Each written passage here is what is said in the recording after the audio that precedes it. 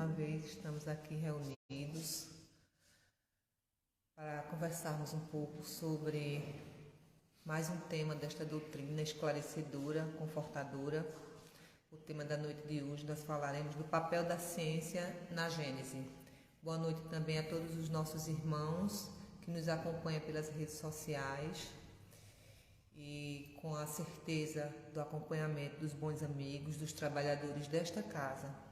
Eu rogo o amparo, a intuição para que eu consiga transmitir para todos nós, encarnados e desencarnados, da melhor forma possível, da melhor forma esclarecedora, esse tema que foi escolhido para hoje, falar da Gênese, dessa forma tão esclarecedora, descortinando esse tema tão importante para que fortifique, para que cada dia mais nos dê certeza dessa fé raciocinada.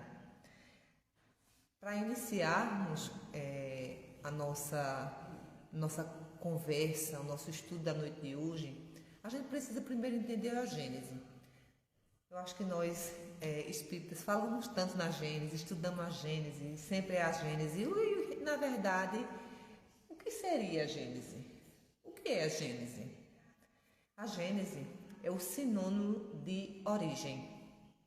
Origem e desenvolvimento dos seres organizados e do mundo onde eles vivem. Conjunto dos fatos ou elementos que concorrem para a formação de alguma casa.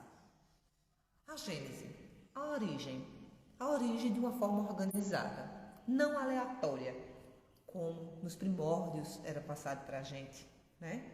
Mas a gente também há de convir que era necessário para a época, que não tinha condições de ter um entendimento diferente naquela época.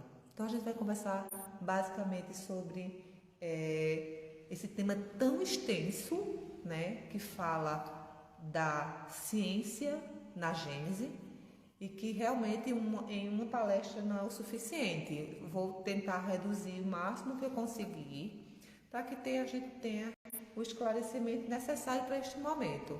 Mas isso também fica aqui um convite, né, para que todos vocês continuem o estudo em casa, né, tirem as dúvidas, porque é uma forma da gente realmente esclarecer até aqueles que estão ao nosso lado, que não conseguem ter uma visão diferente, não impondo o nosso entendimento, mas a título de esclarecimento.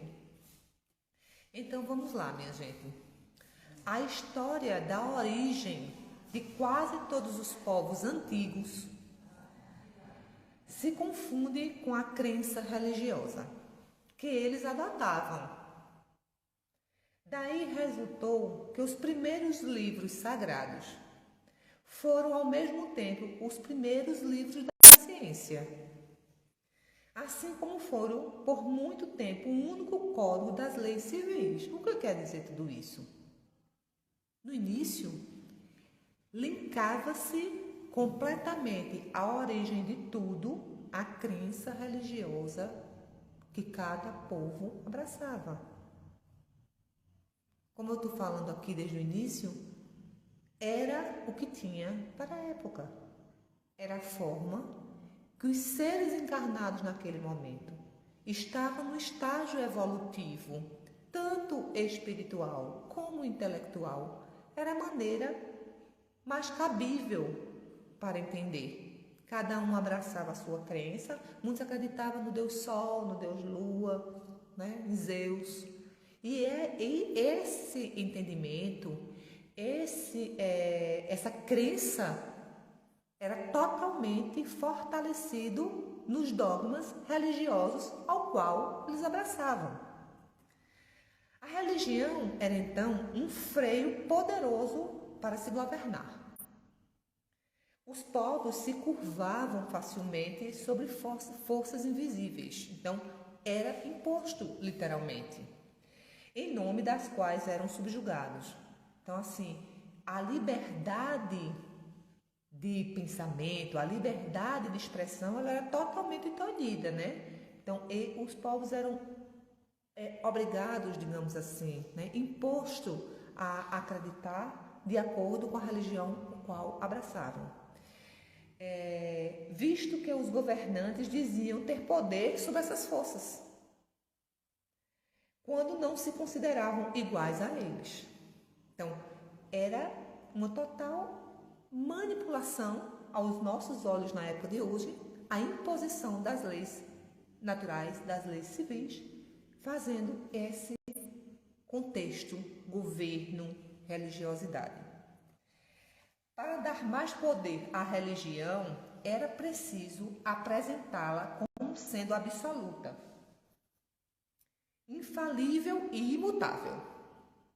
Nós, que chegamos já muito depois de tudo isso que nós estamos conversando, sabemos que muitas vezes dizíamos: minha gente, mistérios. Entre o céu e a terra há muitos mistérios. Eu tiro por mim que muitas vezes vim de outra religião, né? Eu acho que a grande maioria que aqui se encontra, com algumas exceções, vieram de outras crenças religiosas, de outros segmentos religiosos. E uma coisa que me inquietava muito era, um exemplo, quando existia um crime de morte. E aquilo ficava na minha cabeça assim: meu Deus, mas porque se a gente acreditava que existia santos e a gente rezava para os santos que não estavam aqui, que já estavam no plano espiritual, então eles, na minha cabeça, então existia vida lá, então eles estavam vivos, do mesmo jeito que a gente sabia das histórias, das casas assustadoras, das visões que as pessoas tinham. Então na minha cabeça eu dizia assim: meu Deus, agora está pior, porque o outro morreu, mas a alma está viva e vai ficar assustando. Veja, hoje, isso eu estou falando de agora, em relação a isso aqui. Imagine na origem. Então, era imposto à humanidade esse não perguntar, não duvidar, pesquisar, né? Então, era para perder força sobre esses seres quase brutos e recém-nascidos para a razão. Ela não podia ser questionada de maneira alguma, do mesmo modo que as ordens de um soberano também não. Era uma total imposição. Foi daí que surgiu o princípio da fé cega. É aquilo que eu falei agora. Não tem que questionar, tem que acreditar. E da obediência passiva, que naquela época tinha a sua razão de ser e a sua utilidade, porque o ser estava muito mais próximo da brutalidade do que da racionalidade. A veneração que se tinha pelos livros sagrados, quase sempre considerados como descidos do céu ou inspirados pela divindade, impedia que eles fossem examinados. Era uma verdadeira adoração. Era impossível você duvidar, você pesquisar. Nos primitivos, os meios de observação eram muito imperfeitos. E as primeiras teorias sobre como o mundo funcionava deveriam estar repletas de erros grosseiros. Mas, mesmo com os meios de observação fossem tão aperfeiçoados como os de hoje, eles não teriam entendimento intelectual, nem espiritual para compreender. Tudo caminhava de acordo com o momento da época. Esses meios de observação só poderiam ser o fruto do desenvolvimento da inteligência e do consequente conhecimento das leis da natureza. Só iria crescer de acordo com o desenvolvimento. À medida que o homem avançou no conhecimento dessas leis, ele foi penetrando nos mistérios da criação e reformulando as ideias que tinha sobre a origem das coisas. Então, o homem vai crescendo, evoluindo, os meios, a ciência também vai crescendo, mas não adiantava estar extremamente desenvolvida a ciência, crescida, e o homem permanecer na infância espiritual, do conhecimento, do amadurecimento. O homem se mostrou impotente para resolver o problema da criação, porque começaram a aparecer as dúvidas, até o momento em que a ciência lhe ofereceu a solução. Foi preciso que a astronomia, que a gente não vai aqui adentrar no que o papel de cada uma das ciências, a astronomia, a geologia, a antropologia, começou a dar os seus starts na mente daqueles seres daquela época. Começou a inquietar. Boa noite, seja bem-vinda. Foi preciso que a astronomia lhe abrisse as portas do espaço infinito, permitindo que ele pudesse fazer aí as suas investigações. Então a astronomia levou para o espaço. Foi visto que não era só isso aqui a realidade. Com o auxílio dela, da astronomia, que estuda os astros, e do cálculo, ele pôde determinar com rigorosa precisão o movimento. Viu que a gente não era estável, certo? A posição, o volume, a natureza e o papel dos corpos celestes, que a gente não estava no mundo parado. Então começou já a dar uma certa inquietação. Resumindo, todas as ciências, completando-se umas às outras, trouxeram a sua contribuição indispensável para o conhecimento da história do mundo.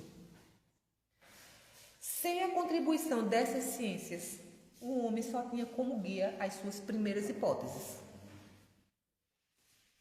Foi por isso que todos aqueles que se propuseram a explicar a Gênese, antes dos conhecimentos que as ciências trouxeram, esbarraram em impossibilidades materiais. Eram apenas suposições. Suposições que não se sustentavam. Era insustentável, porque não tinha embasamento. Até que chegou a ciência e foi dando objetos, razões, para que o homem começasse a raciocinar. E era um crescimento junto com humanidade, ciência.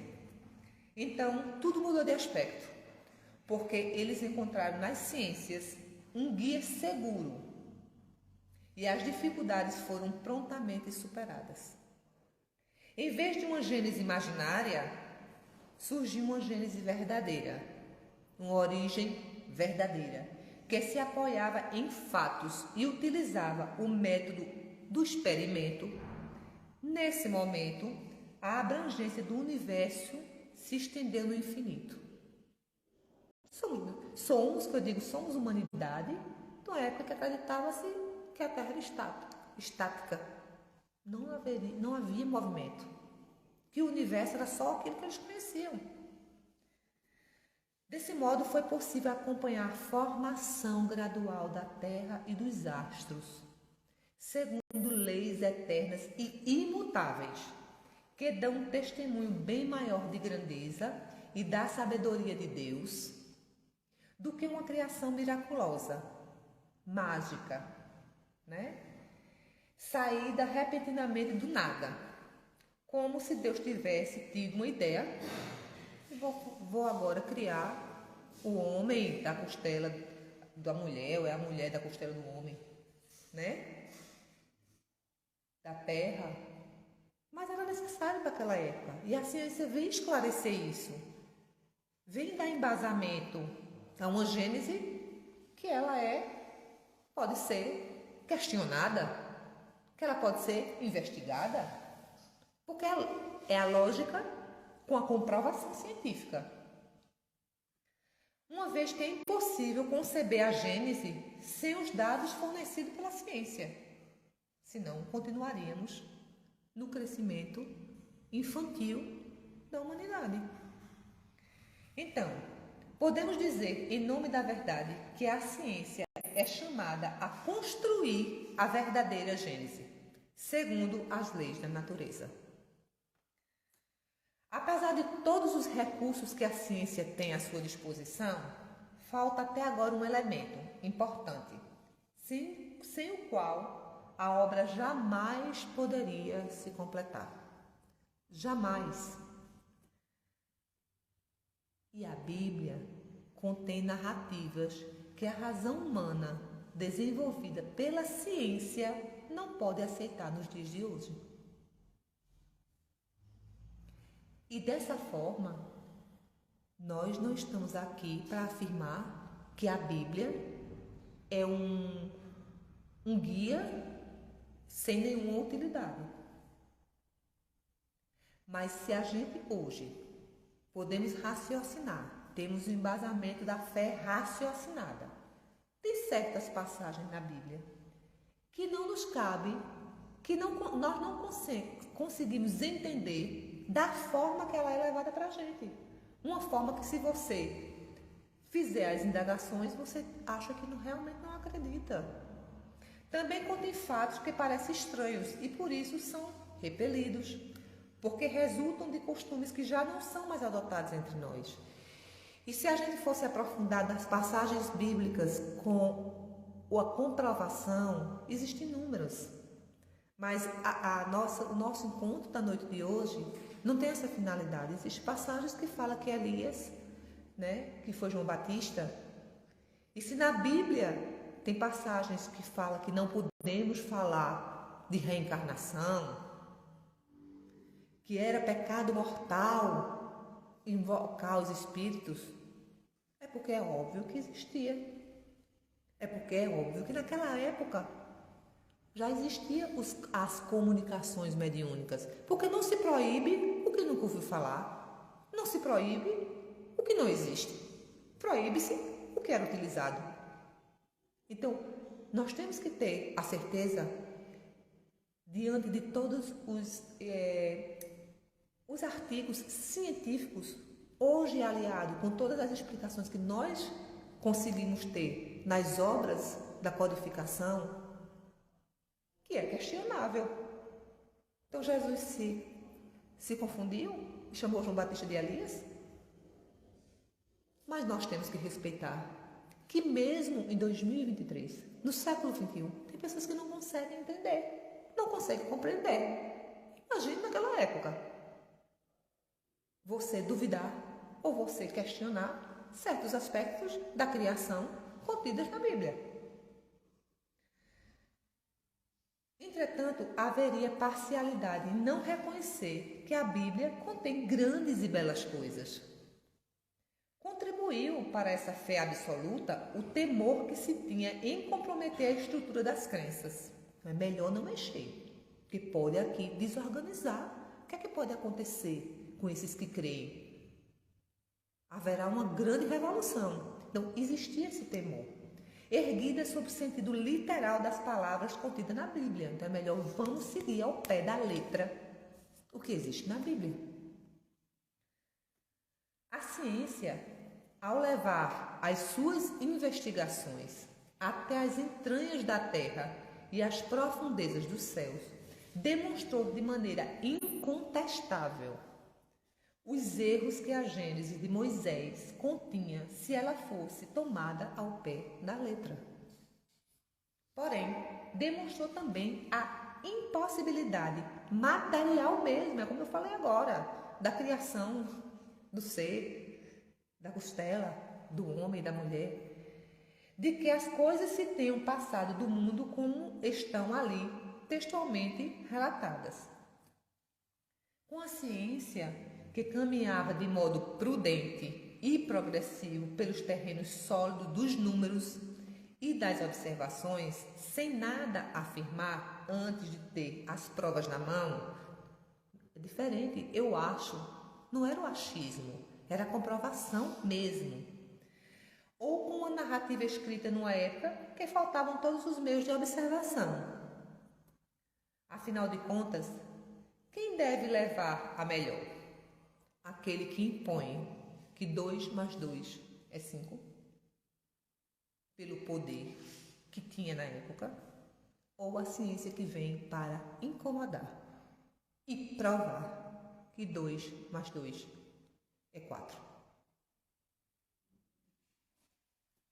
Então, houve um incômodo quando essa Gênese que esclarecia, pautada nas provas científicas, chegou até a esta humanidade.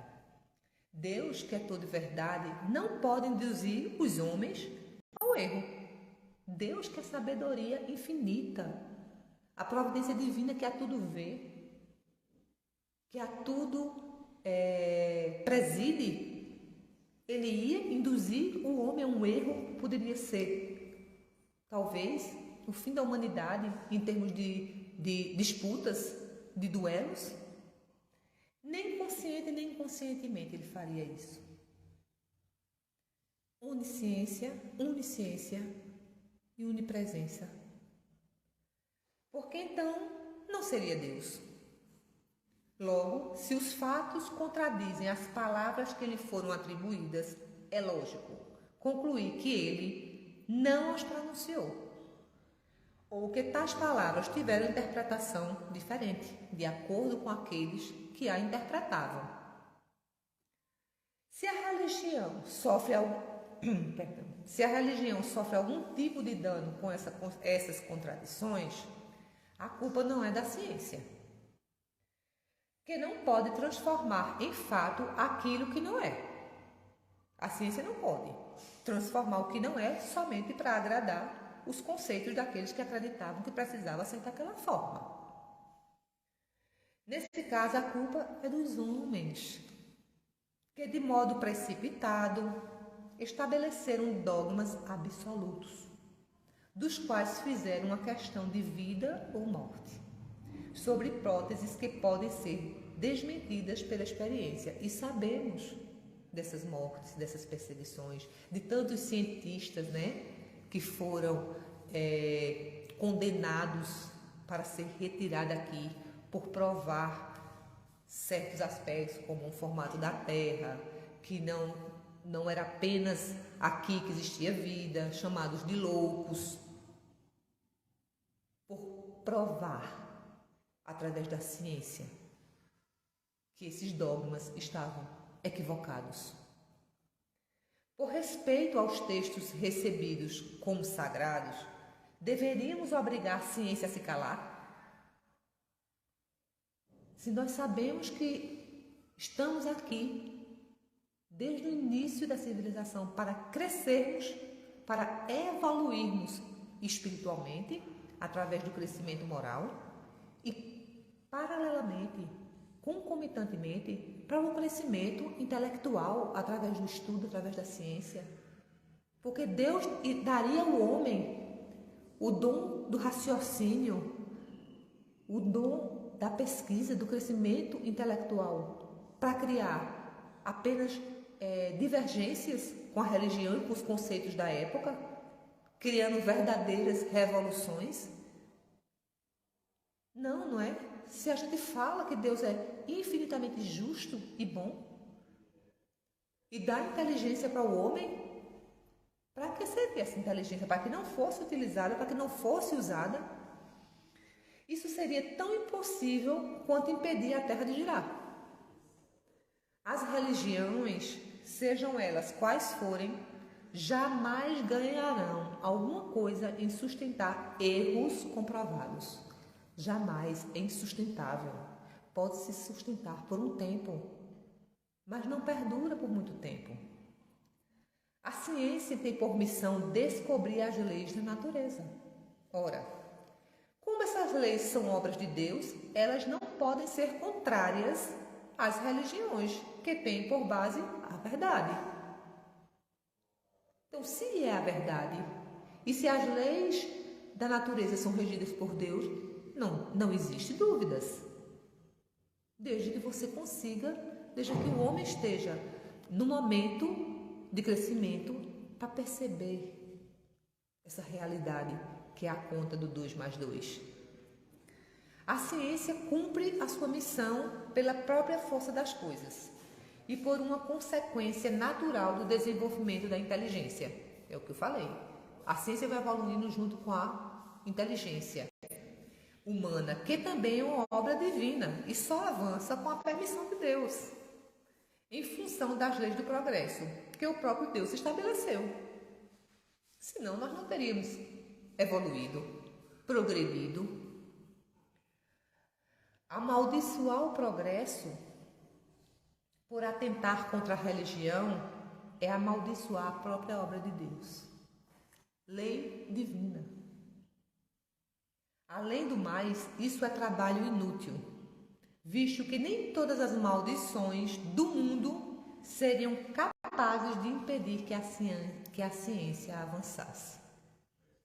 E nem que a verdade se torne conhecida. Se a religião se nega a avançar, com a ciência avançará sozinha. Isso é fato. A Gênesis se divide em duas partes: a história da formação do mundo material e a história da formação da humanidade, que pode ser analisada por dois aspectos: corporal e espiritual.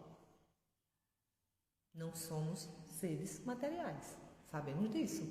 Somos seres espirituais, momentaneamente neste corpo. Se somos seres espirituais, estamos vindo de onde? Quem nos criou? Onde estávamos antes de aqui chegar? Só temos essa explicação quando juntamos os conhecimentos religiosos, guardando suas certas peculiaridades, e tivemos isso através do próprio Kardec, quando ele duvidava e que ele pôs à prova, aliado à ciência que hoje já comprova. A ciência tem se limitado à pesquisa das leis que regem a matéria. No próprio homem, ela apenas estudou e estuda o envoltório carnal, ou melhor, o corpo físico. Isso está no livro Na Gênese, onde ele diz o seguinte: a ciência se limita a estudar apenas o corpo físico. Hoje, na época que vivemos, a ciência já admite a verdade, a existência de uma força que é além do corpo físico.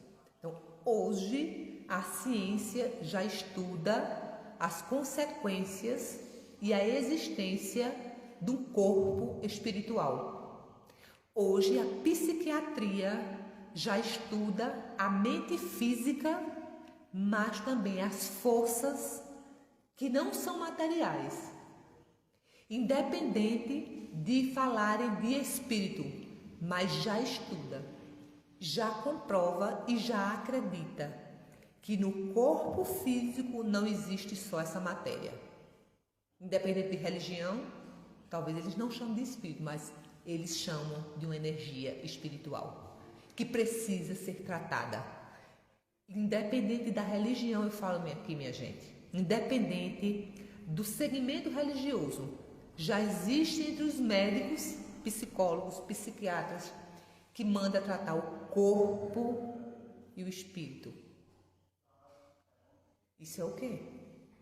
Isso é a comprovação que não somos só matéria.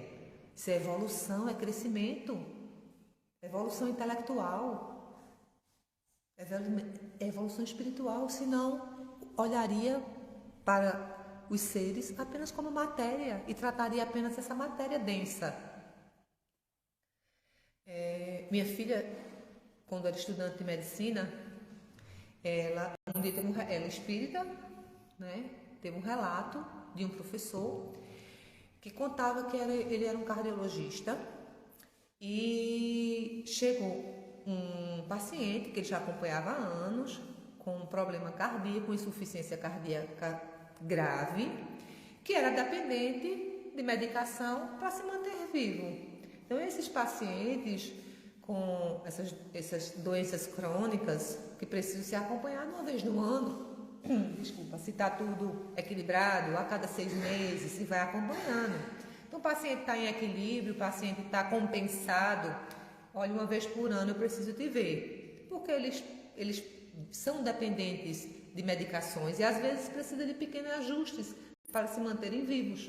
Então, o senhor veio, fez todos os exames, foi observado que estava tudo bem, que a medicação precisava de pequenos ajustes, beleza. Passa-se 30 dias e o paciente volta para o médico. Quando a secretária chamou, o médico já se preocupou. Porque um paciente que volta a cada ano, porque ele é dependente e ele vive no controle, e ele volta com pouco tempo, você diz, então aconteceu alguma coisa. E quando ele entra, o médico fala assim, o que houve? Esse doutor... Estou curado. Deixei de tomar os remédios. Então, um médico materialista, faça uma ideia, né? No mínimo, paciente está em surto, o paciente enlouqueceu. Como assim? Você é um louco. E ele fez, eu vou lhe contar o que aconteceu. Eu tive um sonho.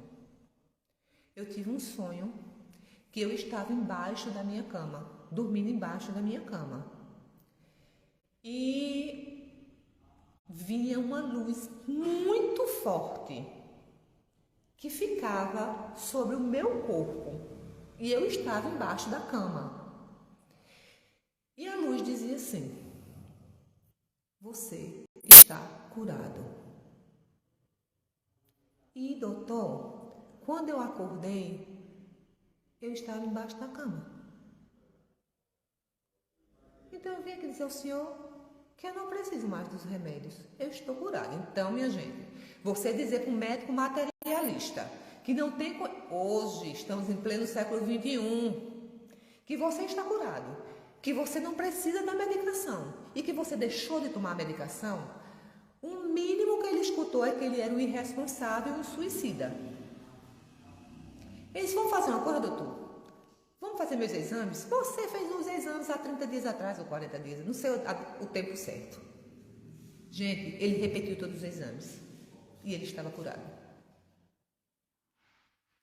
Aos olhos da maioria da turma, então foi um milagre, não foi, professor? Vocês acham que foi um milagre? Não. Foi uma demonstração da espiritualidade, que existe uma força, uma inteligência muito maior do que nós conseguimos ver com os nossos olhos carnais. Então, se hoje ainda causa incômodo, se hoje ainda assusta, se hoje ainda causa dúvida, porque foi comprovado pela ciência que ele estava curado. Ele chegou dizendo que estava curado. E o médico disse: você está curado, que bom, foi um milagre. Não, o médico duvidou, impossível. Você é dependente. E ele estava curado. Então veja, o progresso não para nunca. A ciência continua avançando. Hoje tinha os métodos de comprovar o que ele estava dizendo. Então vamos crescendo, vamos evoluindo e vamos no 2 mais 2 é igual a 4. Eu vou provar que é igual a 4. Em sua maioria, as religiões apresentam como futuro da alma um quadro que somente a fé cega pode aceitar, né? Que a gente morre e vai dormir, ficar dormindo lá no céu até o dia do juízo final. Ou que se a gente fez coisinhas muito erradinhas, vamos queimar para sempre no fogo do inferno. Não é assim? Não era assim que foi mostrado para a gente? Não foi assim que a gente conheceu? Não é assim que a nossa religião mostrava pra gente? E a gente ainda dizia, o filho da gente, quem tem, não faça isso não, viu, que Deus lhe castiga. Não era assim? Ele está vendo, você vai ver que você vai ser castigado.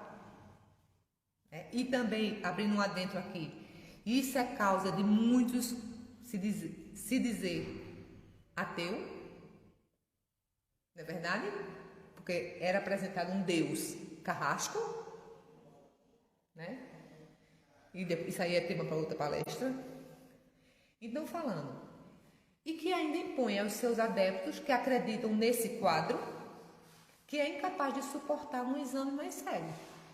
É para acreditar que o futuro da alma é esse. Ou você vai dormir, ou então você vai chegar no céu, vai ter anjos tocando harpas para lhe receber. Ou então você vai queimar no fogo do inferno. Ou então vai estar dormindo. E vem a ciência, aliada ao conhecimento espírita, e mostra que não é assim. Porque vem de lá para mostrar a gente a verdadeira vida. Até os dias de hoje, o estudo do princípio espiritual estava a cargo da metafísica. Ele fala dos dias atuais, que a gente está se referindo lá no começo, quando foi descoberta a Gênese, com a ótica da ciência. No Espiritismo, o estudo do princípio espiritual era inteiramente experimental. Que é a história de Kardec, das mesas girantes, que ele também não acreditava, e ele começou a perceber que existia algo ali, uma força inteligente. Mas até então, acreditava-se em nada que não pudesse ver com os olhos físicos. Com o auxílio da faculdade mediúnica, tão importante, hoje mais desenvolvida e, sobretudo, generalizada e melhor estudada, o homem encontrou um novo instrumento de observação. A mediunidade foi para o mundo espiritual o que o telescópio foi para o mundo dos astros. E o microscópio para o mundo dos infinitamente pequenos. Então, a espiritualidade foi para o mundo espiritual, o que o telescópio foi para o mundo espacial e que o microscópio foi para o mundo invisível aos nossos olhos físicos.